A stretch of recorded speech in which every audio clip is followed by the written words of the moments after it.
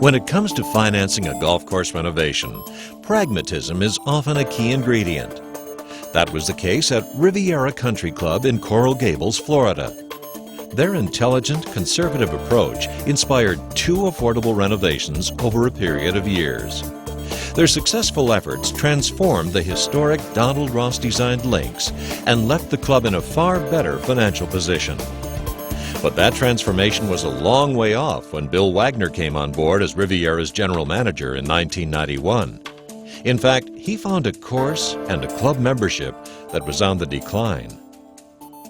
The greens were fairly worn out. The Donald Ross had been taken out of the course after so many years, and it really didn't resemble much of a Donald Ross course anymore. The club was down 250 members under cap in the golf memberships. The average age was close to 72, and it was a shrunken membership.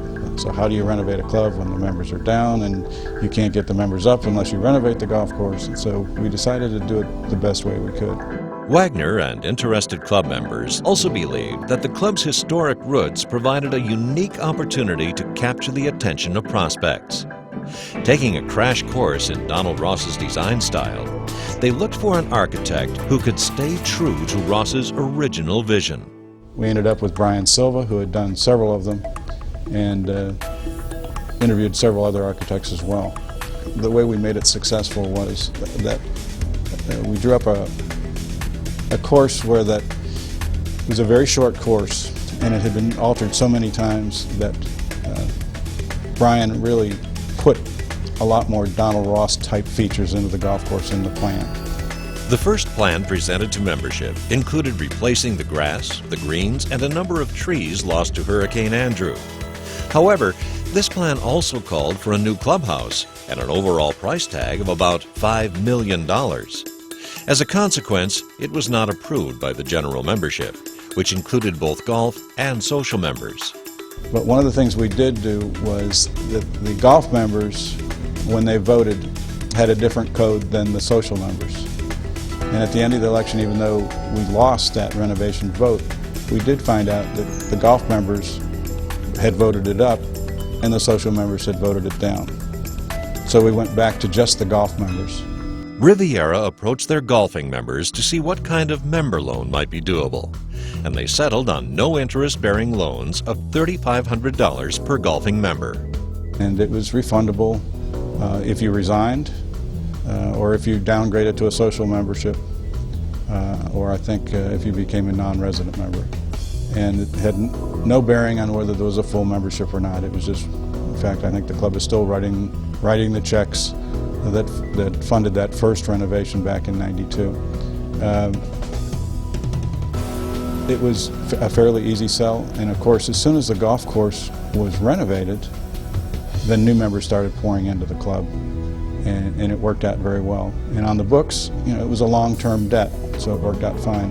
The key to success was understanding that social and golfing members had different needs, and then listening to the golfing members to determine how much they were willing and able to loan, and what that money would buy. Coming up with the original amount, we did focus groups first to see what the golf membership was willing to pay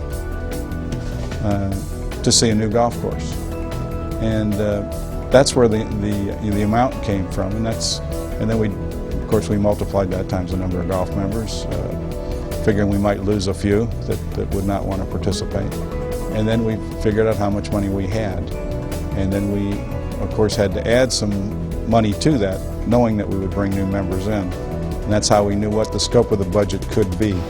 With $1.7 million raised through no-interest loans from its golf members, Riviera took a pragmatic approach.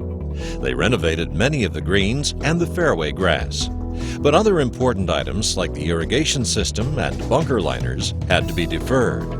And that's what we did, and it was successful. It didn't look like we had left anything out. But we knew that if we ever had a chance, there were things we could do the second time that we didn't the first. Riviera was counting on their newly renovated Donald Ross course to help revitalize membership, and they were not disappointed.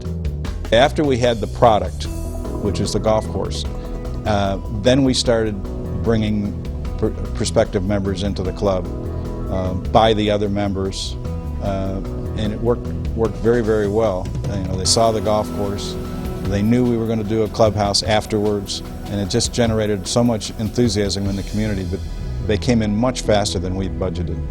Thanks in large part to the improved course, Riviera's golf membership increased by 250, and the average age fell from 72 to 51. Over the next 5 years, this revitalization accounted for close to $3.5 million in new revenues. And in 2005, the time was right to revisit the golf course renovation. That's a success story because the second renovation didn't have to be financed. Because of the first renovation and the full membership and the capital fee plan that had gotten up to $75 a month times the total membership, we had several $1 million in the bank. So I think the second renovation came in at about $1.8 million, and it was paid completely from the treasury, so to speak. So we had, since the original renovation back in '92, there has never been an assessment or a need for a finance plan. The fairways were not all redone on the first renovation. We did put in new irrigation system. We did put in new bunkers, and that was the first time. In fact, we used lined bunkers so that the coral rocks couldn't come back. That was a big problem with that club. So in answering problems that the members have in playing the golf course, the new bunkers, the new lined bunkers were a big hit. So you have to put a platform of very practical problems, which is irrigation, greens that are worn out, bunkers that have rocks that are coming up. There have been fitness facilities built, the golf course, the practice area of the golf course has been redone several times. All of that has been done with the capital plan and a capital budget that comes right out of it. Riviera's story illustrates the kind of pragmatism and vision that today's leaders will need in order to find renovation solutions in challenging economic times. Listening to members and building what they could afford led to a phased approach to renovation. Their improvements attracted enthusiastic new members and generated increased revenues that more than paid for their efforts.